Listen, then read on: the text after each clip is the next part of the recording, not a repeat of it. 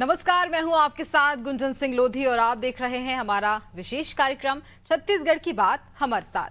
आज बात छत्तीसगढ़ के बजट की। छत्तीसगढ़ के वित्त मंत्री ओपी चौधरी ने वित्तीय वर्ष 2026-27 का 1,72,000 करोड़ रुपए का बजट पेश कर दिया है। संकल्प थीम के साथ विकास का रोड मैप रखते हुए बजट में महिला, युवा, किसान सहित हर वर्ग का ध्यान रखा गया है। बजट में संकल्प को समावेशी विकास, अधोसंरचना, निवेश, कुशल मानव संसाधन और अंत्योदय लाइवलीहुड पॉलिसी से जहां परिणाम तक के मार्फत परिभाषित किया गया है, जिसे सीएम साय ने प्रदेश के समग्र विकास की दिशा में महत्वपूर्ण बताया है। और जिस पर पलटवार करते हुए कांग्रेस ने कहा है कि बजट नई म्यान में पुरानी तलवार है, जिसमें कोई नई योजना नहीं है, बल्कि बजट में महिला, युवा, किसान के लिए कांग्रेस के समय की योजनाओं को भी ठप कर दिया गया। क्या ये बजट संकल्प थीम को आगे बढ़ाएगा और नक्सलवाद प्रभावित इलाकों के विकास में किस तरह से सहायक होगा ये बजट? आज इन्हीं सवालों का जवाब तलाशने की कोशिश करेंगे। पहले सुनते हैं कुछ प्रतिक्रियाएं। इस बार की हमारी थीम संकल्प है। संकल्प के माध्यम से हमने समावेशी विकास, अधोसंरचना, निवेश, कुशल मानव संसाधन, अंत्योदय लाइवलीहुड तथा पॉलिसी से परिणाम तक जैसे विषयों को प्रमुखता से शामिल किया है। हमारा यह बजट यशस्वी प्रधानमंत्री श्री नरेंद्र मोदी जी के विकसित भारत, विकसित छत्तीसगढ़ की संकल्पना की जरूरतों के अनुरूप तैयार किया गया है।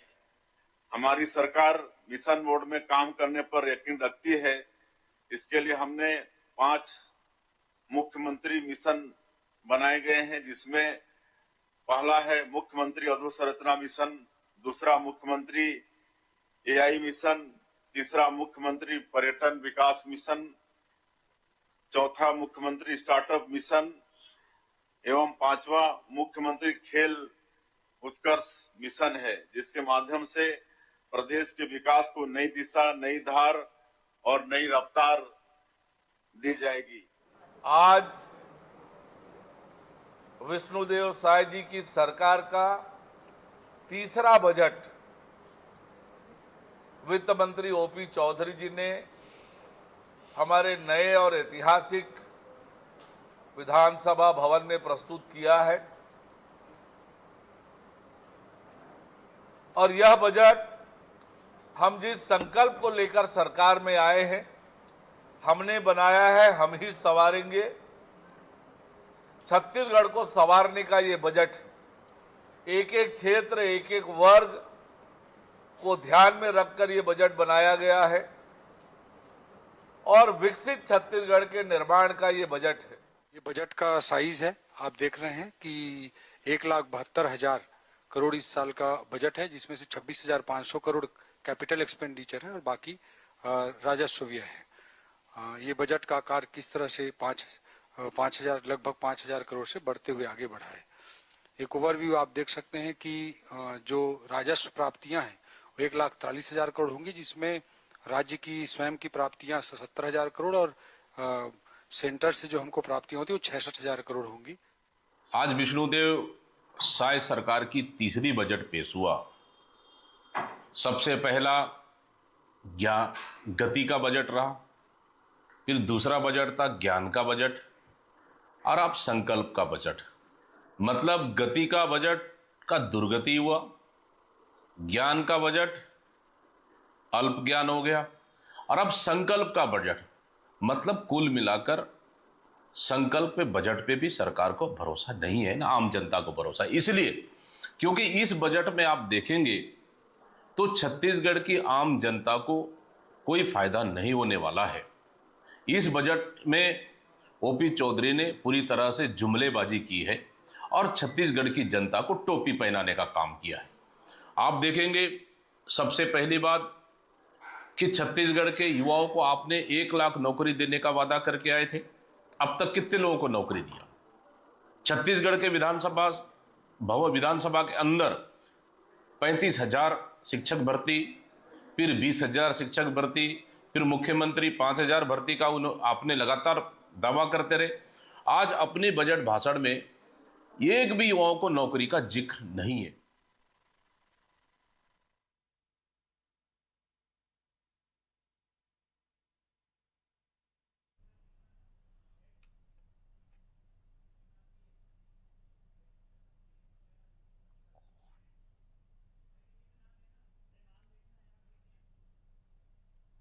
इसी पर हम खास चर्चा करेंगे। खास मेहमान हमारे साथ जुड़ रहे हैं। भाजपा प्रवक्ता आलोक सोनी हमारे साथ जुड़े हैं, साथ ही कांग्रेस प्रवक्ता रिंकी पांडे हमारे साथ जुड़ी हुई हैं और इसके साथ ही अर्थशास्त्री तपेश चंद्र हमारे साथ जुड़े हुए हैं। आप तीनों का बहुत स्वागत करना चाहूंगी और सबसे पहले रिंकी जी आपसे ही सवाल करना चाहूंगी। बजट पेश हुआ, देखिए विपक्ष का काम है कि कई ऐसे जो कमजोरियां हैं उनको दिखाते हैं, कमियों को दिखाते हैं, लेकिन इस तरह से ऐसे कहा जा रहा है कि गति नहीं ये दुर्गति है।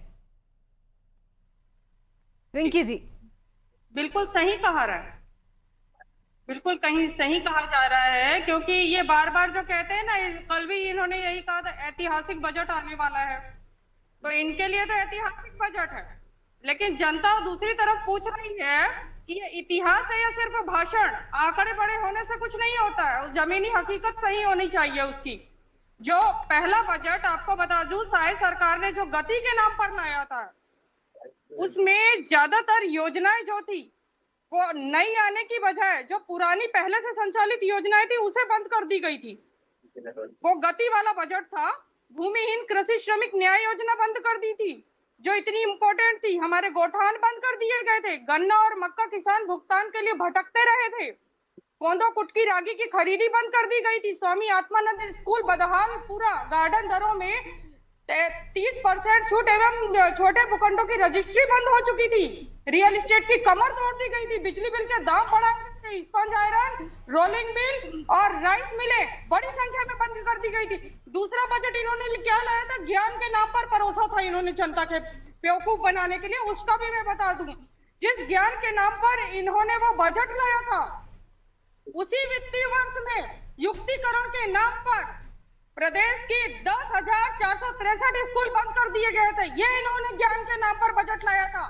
सभी स्कूलों में शिक्षकों के पदों की न्यूनतम पदों की संख्या में कटौती की गई थी। बालवाड़ी और आंगनबाड़ी बहाल हो गए थे। शिक्षकों के लगभग 65,000 पद रिक्त, लेकिन भर्तियां कहीं नहीं। खनिज और कृषि आधारित उद्योगों पर ग्रामीण अर्थव्यवस्था पर सरकार का कोई फोकस नहीं।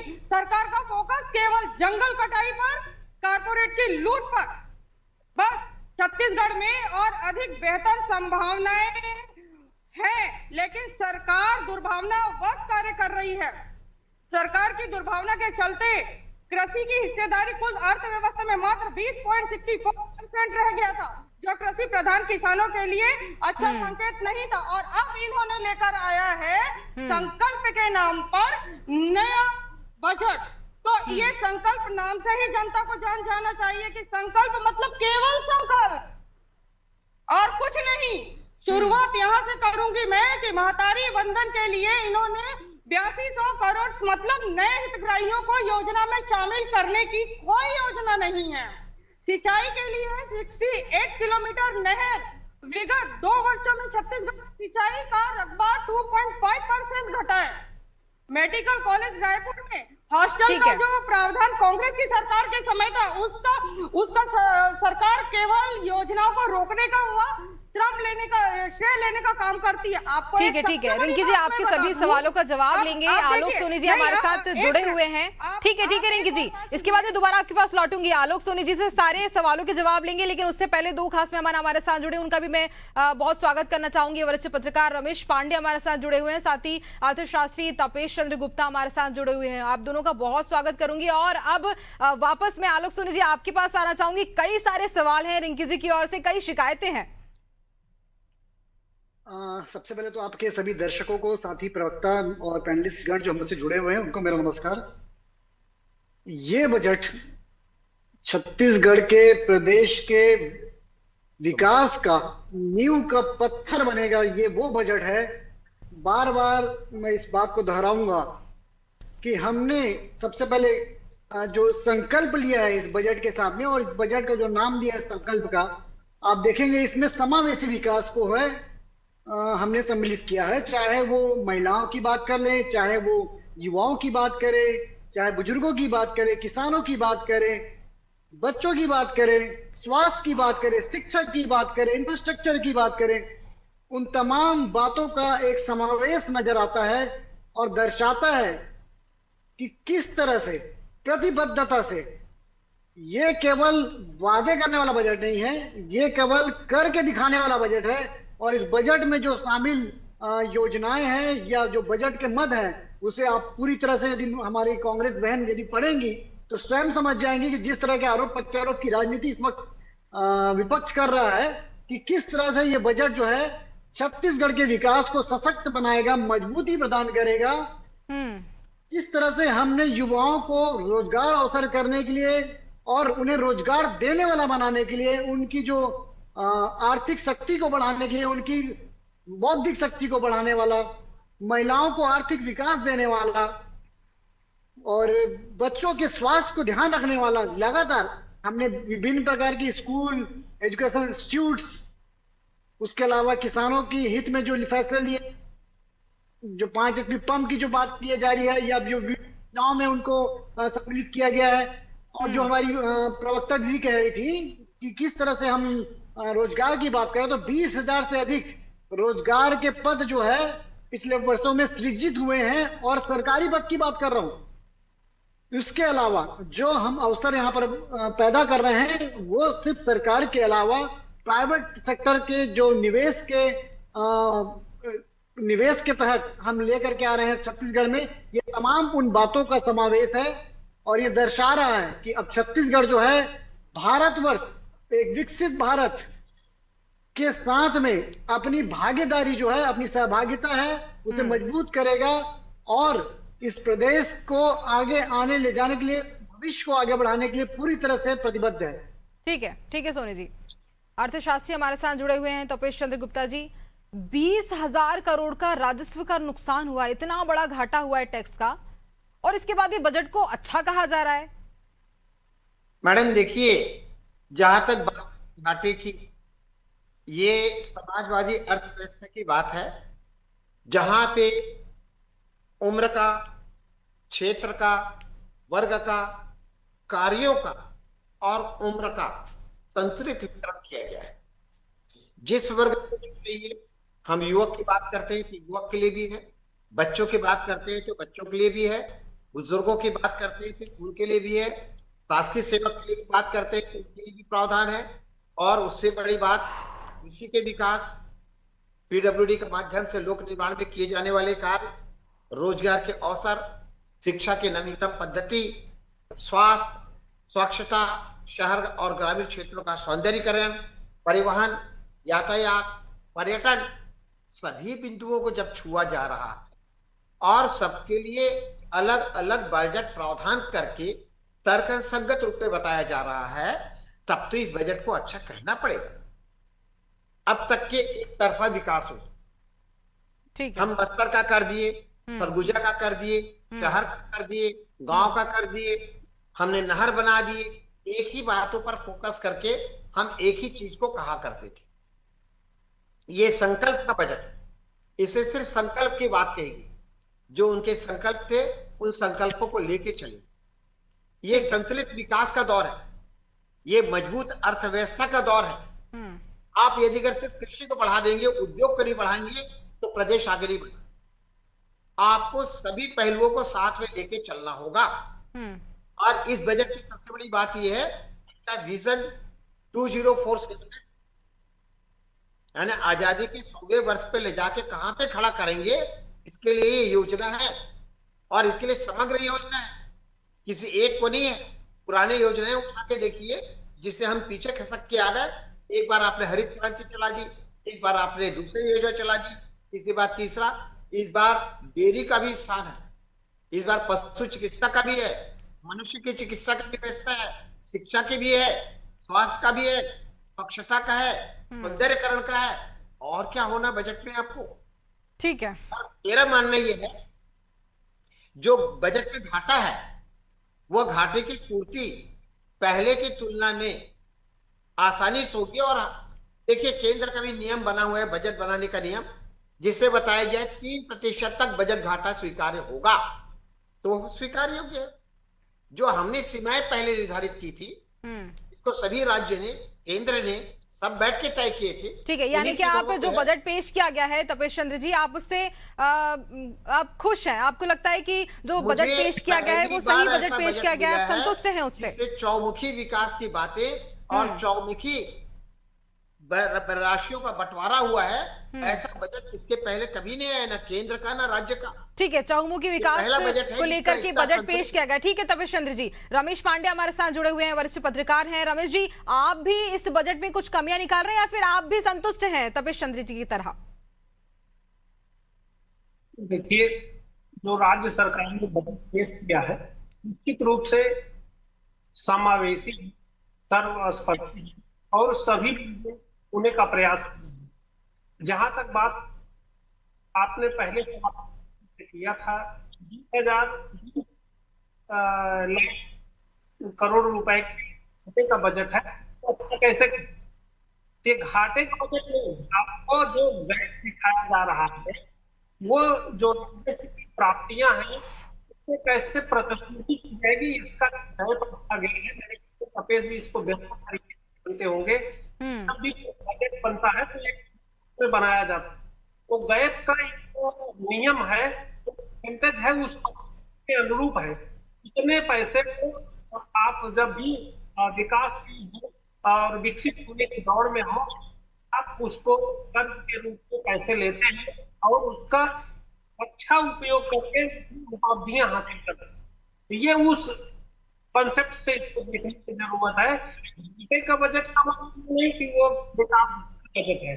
अब इस बजट में आप देखिए तो जो सबसे बड़ी चीज राज्य सरकार ने बजट किया हो वो और बगैर एजुकेशन सूची बनाने का जो फैसला है, नया फैसला, ये क्रांतिकारी राज्य सरकार के विकास की दौड़ में बहुत ही अच्छा कदम उठाया गया है। दूसरा, इसमें स्पोर्ट के क्षेत्र में, एजुकेशन के क्षेत्र में, स्किल डेवलपमेंट के क्षेत्र में और निवेश की दिशा में भी बहुत सारे प्रावधान किए गए हैं, खास करके ट्रांसपोर्टेशन के क्षेत्र में और रोड कनेक्टिविटी, एयर कनेक्टिविटी और रेल कनेक्टिविटी भी बहुत ही अच्छे प्रावधान। तो मेरे ख्याल से बहुत ही सर्वस्पर्शी और समावेशी बजट। ठीक है रमेश जी। रिंकी जी, सभी तरह से अगर देखा जाए तो जिस तरह से अभी तपेश चंद्र जी ने भी जो बात कही है कि चहुमुखी विकास को लेकर के बजट पेश किया गया है, और वहीं दूसरी तरफ आप कह रहे हैं कि ये यहाँ जुमलेबाजी की जा रही है, जनता को टोपी पहनाई जा रही है। बिल्कुल जुमलेबाजी है। मैं आपको ये बता दूं कि इनका जो बजट है, राज्य सरकार ने जो बजट पेश किया है, ये ज्यादा से ज्यादा केंद्रीय योजनाओं का श्रेय ले रहे हैं।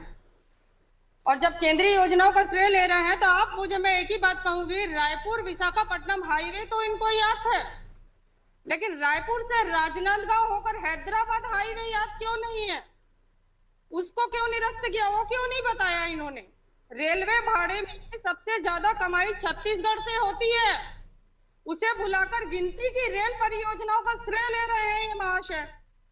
अब बताइए मुझे, पूरे प्रदेश में सड़कों की स्थिति बेहद खराब है, 2 साल से मरम्मत भी नहीं करा पाए हैं। मेट्रो की जो घोषणा इन्होंने की थी उस पर एक कदम भी नहीं बढ़ाया इन्होंने, और सर्वे की बात कर दी इन्होंने। मैं नालंदा लाइब्रेरी की बात आपको बता दूं कि ये घोषणा क्या हुई थी नालंदा लाइब्रेरी की कि कितनी करेंगे, 35, और रायगढ़ के अलावा, रायगढ़ को छोड़कर बाकी कहीं भी इसकी शुरुआत नहीं हुई है। पर्यटन संस्कृति के विकास के नाम पर 5 शक्तिपीठ के लिए 5 करोड़ केवल। आप राम की इतनी बड़ी बड़ी बातें करते हैं, राम जी को लेकर के आराते हैं, ये है वो है, आप दुनिया भर की बातें करते हैं जनता के सामने। आपने उसी राम वन गमन पथ के काम को दुर्भावनावश रोका और उसके लिए कोई प्रावधान नहीं है आपके बजट में। ठीक है रिंकी जी, आपके और बहुत सारे ऐसे राजस्व हैं जिसमें इन्होंने तेज वृद्धि का अनुमान लगाया है। मैं उस पर भी कुछ बातें कहना चाहूंगी कि इन्होंने उसके पीछे कोई ठोस आर्थिक आधार स्पष्ट नहीं किया है। अनुमान तो आपने बड़ा बड़ा लगा लिया, पैसे कहां से आएंगे वो बताया, वो तो जनता के जेब से ही आना है। ठीक है रिंकी जी, आपके सभी सवालों का जवाब हम यहाँ पे लेंगे आलोक जी से, लेकिन उसके साथ आलोक जी एक मेरा सवाल भी ये है कि जैसे रिंकी जी ने कहा कि सबसे पहला सवाल कि सड़कों की हालत बेहद खराब है। देखिए बसों का प्रावधान यहाँ पे इस बजट में किया गया है, लेकिन जब सड़कें ही खराब है तो बस वहां कैसे चलेगी?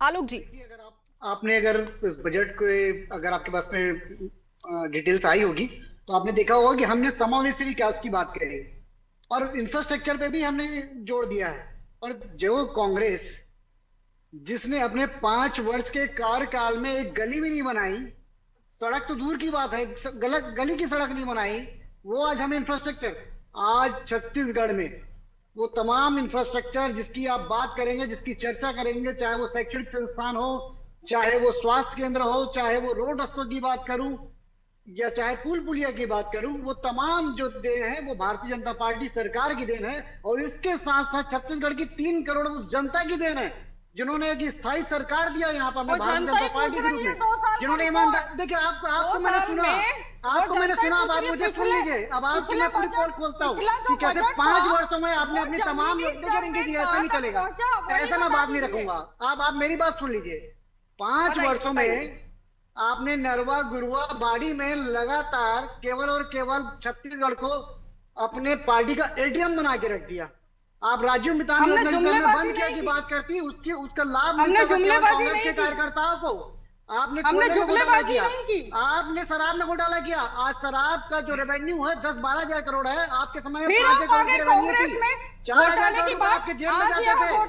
तो देखिए जो लोगों ने छत्तीसगढ़ को पीछे धकेलने का काम किया और आज हम छत्तीसगढ़ को आगे ले जाने की बात कर रहे हैं, भविष्य की योजनाएं बना रहे हैं, तो ऐसे लोग जो पीछे धकेलने की बात करते हैं उन्हें ये सब योजनाएं दूर की कौड़ी नजर आती है, उन्हें ये सब बातें समझ में नहीं आती है। अगला फिर संकल्प, और जहां तक रेवेन्यू की बात है, जो डेफिसिट की बात हो रही है, तो 2.8%। ठीक है, देखिए सवाल तो बहुत हैं, सवाल बहुत सारे हैं, रिंकी जी के सवाल भी बहुत हैं और मुझे लगता है आलोक जी के पास उन सभी सवालों का जवाब भी है। मेरी ओर से भी बहुत सवाल है, लेकिन समय की कमी के चलते इस चर्चा को हमें यही विराम देना होगा। आप सभी का मैं बहुत शुक्रिया अदा करना चाहूंगी इस विशेष चर्चा के लिए।